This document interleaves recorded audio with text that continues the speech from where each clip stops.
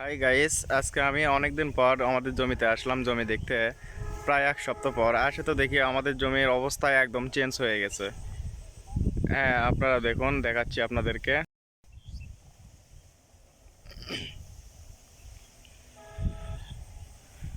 আজকে প্রায় এক সপ্তাহ পর জমিতে আসলাম। জমিতে আসে দেখি ধান অনেক বড় হয়ে গেছে এবং দেখুন প্রত্যেকটা ধানের শীষ বের হয়ে গেছে।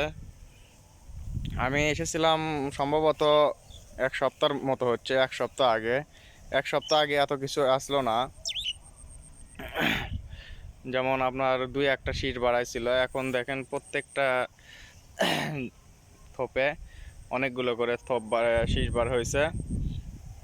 এটা সাধারণত আমাদের জমি। এটা ওই পাশে আর 5 খণ্ড প্রায়।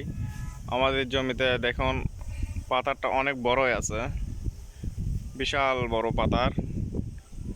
আমরা পাথার বলি, আপনাদের অঞ্চলে কি বলে আমি জানি না। অনেকে মাঠ বলে। দেখুন ধানগুলো আল্লাহর রহমতে বললে ভুল হবে, আল্লাহর অশেষ রহমতে এবারের ধানগুলো অনেক ভালো হয়েছে।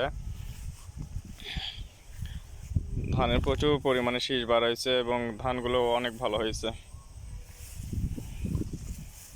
এগুলো আমাদের জমি, এগুলো হচ্ছে মিনিকেট ধান। খুব সুন্দর হয়েছে, আল্লাহর কাছে লাখো শুক্রিয়া।